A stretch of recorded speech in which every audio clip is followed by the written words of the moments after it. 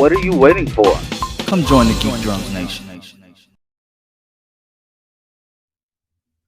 Welcome to my video, my non-spoiler review for Black Panther: Wakanda Forever. I had the privilege of seeing this film last night. Yes, I call it a privilege because this movie was beautiful.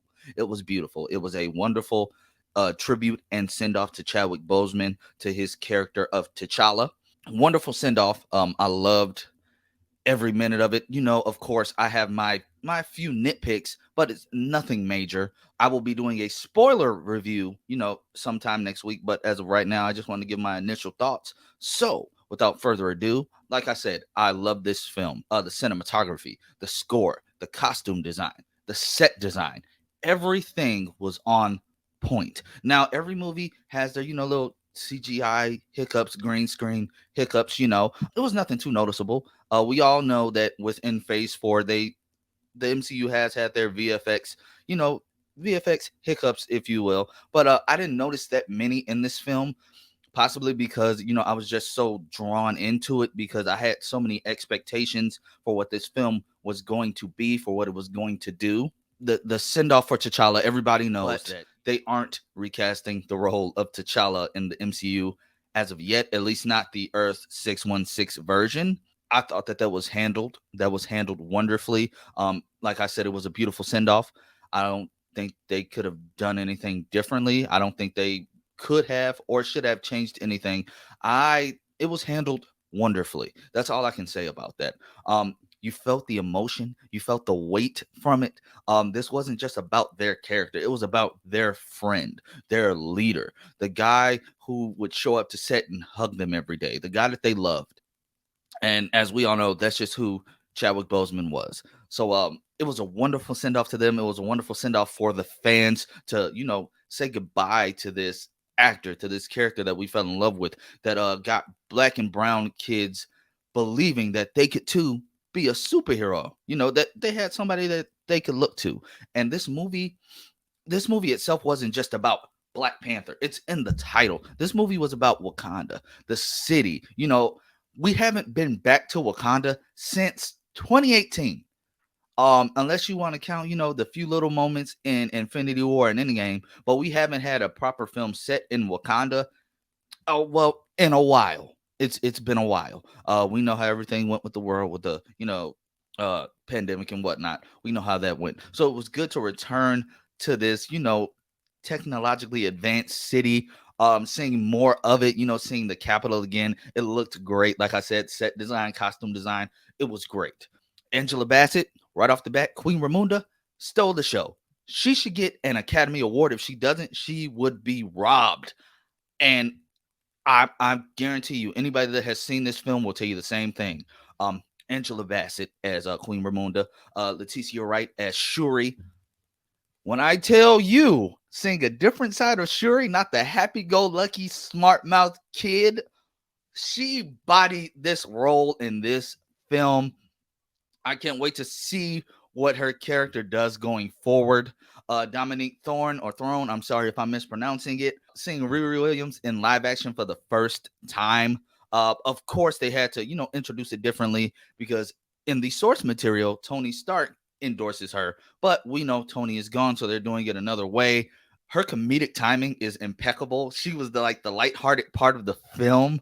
I loved her. I can't wait to see more from her. We know she does have a Disney Plus show coming out. I can't wait to see more from that. I don't want to say too much to spoil her character arc, but just know she's gonna have you dying laughing the entire time. M'Baku could have used more of him. Same with Nakia. Okoye's storyline, loved it. Always loved Denai Guerrera in anything she's in. Okoye was hilarious. Okoye is a force to be reckoned with. I loved her fight scenes.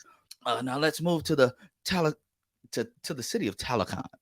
First of all, beautiful. That underwater city, when you see it, it's breathtaking. I love that. I know I'm gonna butcher his name. Tenoch Huerta.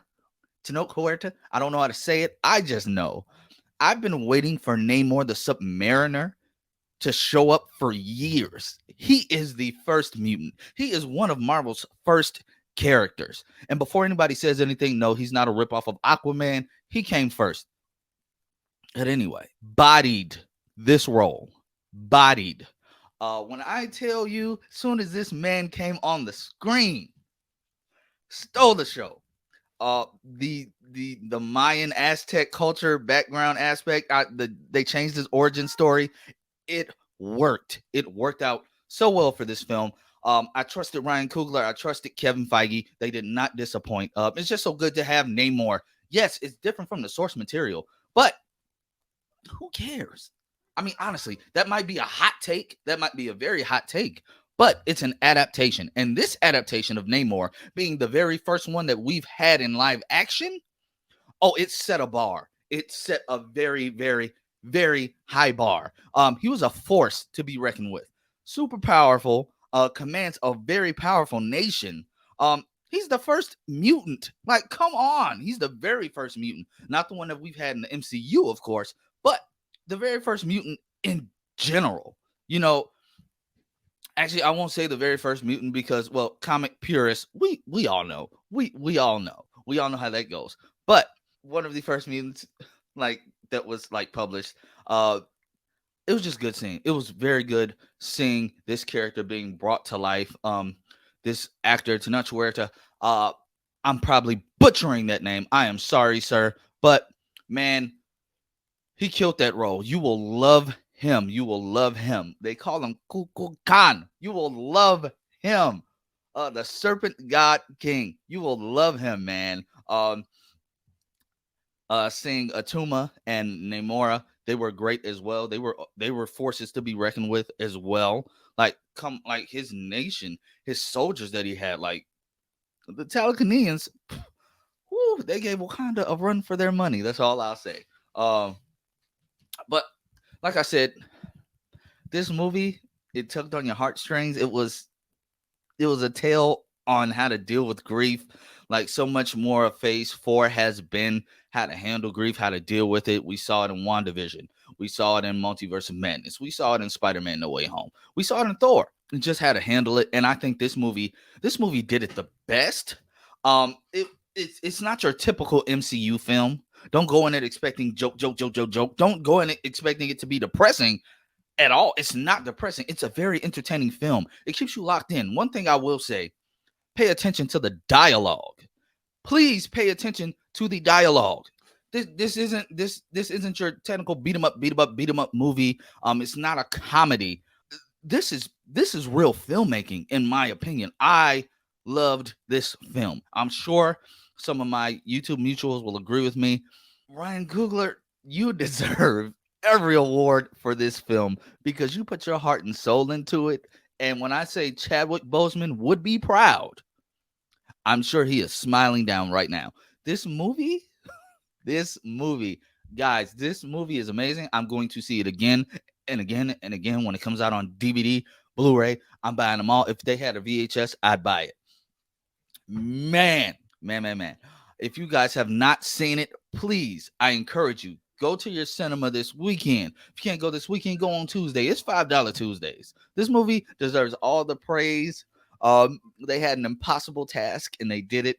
For those people that wanted T'Challa recast, all I will say is I was either or on it. I think they handled it well. We are in the multiverse saga, so we could see another T'Challa later on down the line. The way I see it is his story is not necessarily ending. His legacy will live on through the other MCU films and sequels, as this world continues to grow. That's all I'll say on that. If you all aren't doing so, please like, share, and subscribe to my channel. Turn on the alert bell so you can get any notifications. I'll be live streaming on Monday. I might talk spoilers there, but I will have my full spoiler review out sometime next week. So stay tuned for that. And Wakanda forever, guys. Wakanda forever. This movie was great. If I had to give it a score, it'd be an 8.5 out of 10 just because of the B plot. Once you see it, I don't really think we needed that. I mean, we could have saved that. This was a movie about Wakanda.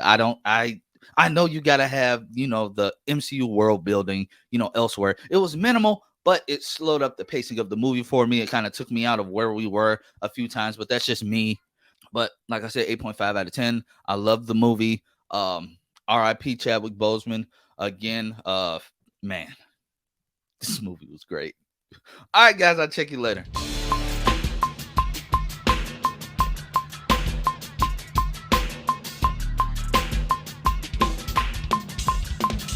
What are you waiting for? Come join the Geek Drums Nation.